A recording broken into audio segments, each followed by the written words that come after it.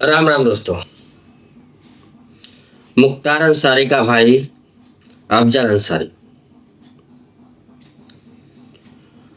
महाकुंभ में जो स्नान करने जाते हैं, जो श्रद्धा से हिंदू,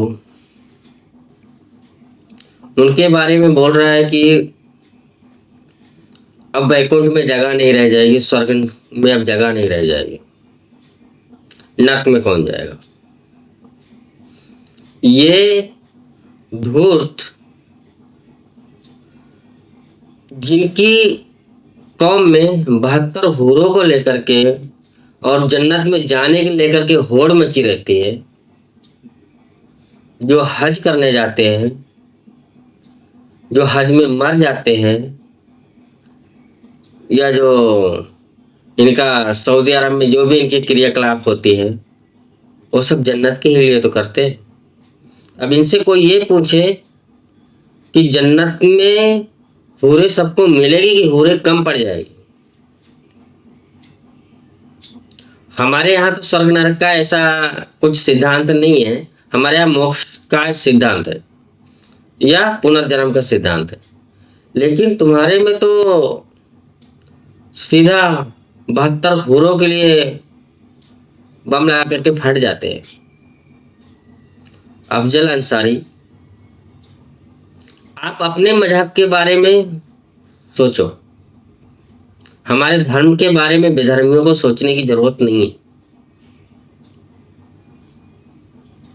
जो हमारा धर्म है वो सर्वश्रेष्ठ है। हमारे धर्म में कर्मों के हिसाब से फल मिलते हैं। किसी के नहाने या मंदिर जाने से वो उसके पाप पुण्य के कर्मों के हिसाब से उसको सजा मिलती है।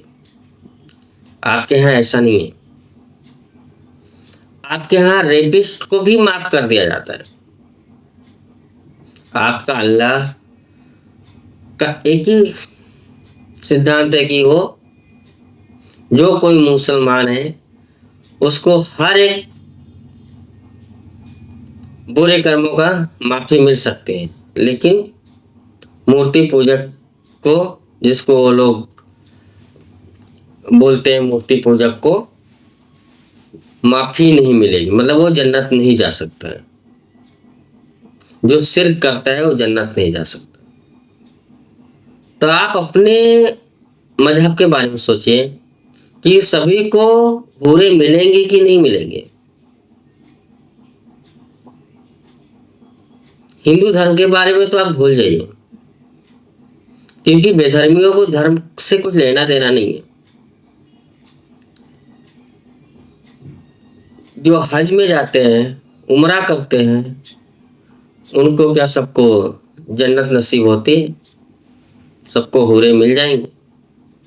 और जो जिहाद की सभी अल्लाह बोलते हैं तुम लोग, जो जिहादी बम फोड़ते हो तो डायरेक्ट जन्नत के हकदार होते हैं।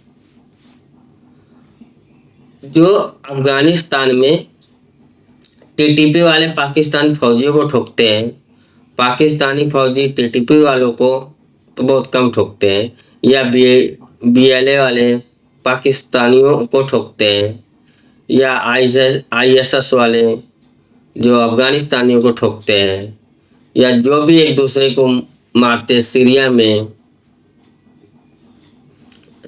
जॉर्डन में, या जो आपके फलस्तीन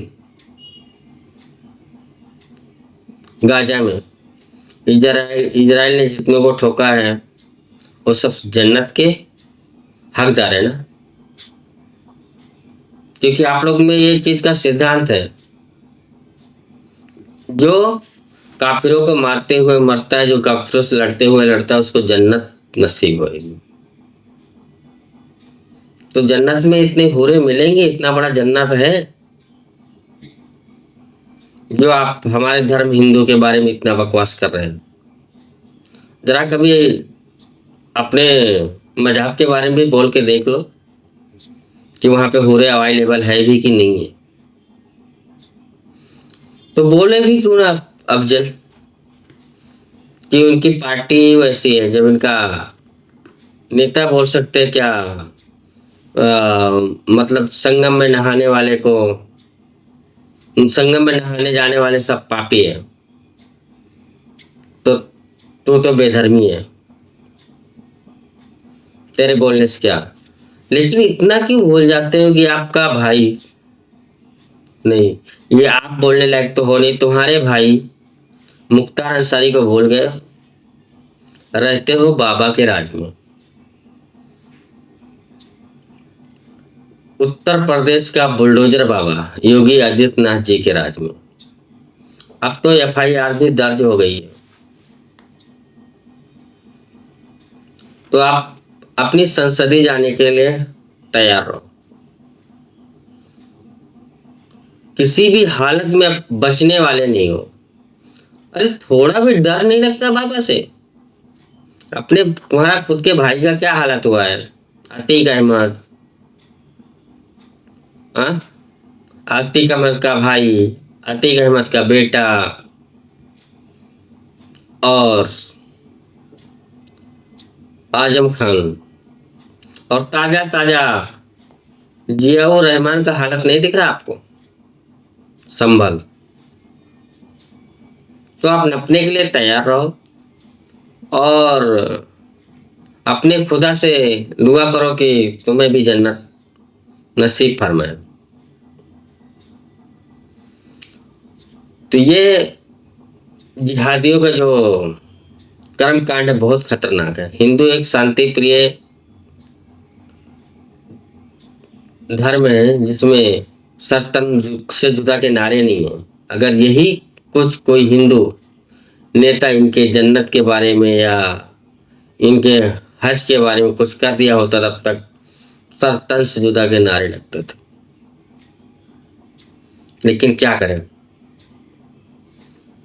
हमारे देश में कांग्रेसी और लेफ्टिस्टों ने जो इनको इतना सर पे चढ़ाया था, इतनी आसानी से ये सुधरने वालों में खेल नहीं है। अब सुधारने के लिए तो मोदी जी तो यहाँ पे थे ही, अब ट्रम्प बाबा भी आ गए। ट्रम्प ने तो अमेरिका में क्या क्या कहा है सबने, आप लोगों ने सुना ही होगा। मोदी जी पे छोड़ दिया है, आप संभाल लो। उनका डायलॉग था कि मोदी ईयर्स से इनको संभालते हुए आए, आप लोग इनको सालों से संभालते हुए आए हैं। तब बंगाल के साथ साथ ट्रम्प साहब ने इन सबको इशारा कर दिया कि आप संभाल लो इन सबको। अब देखना मोदी साहब का कार्यकाल 4.5 साल, ये इलेक्शन के बाद फिर आएंगे। ट्रम्प का 4 साल है, तब तक तुम्हारी लंका कैसी लगेगी ये तो तुम्हारा खुदा भी नहीं जानता होगा। हाँ, लेकिन हमारा भगवान जानता है। जय हिंद, वंदे मातरम, भारत माता की जय।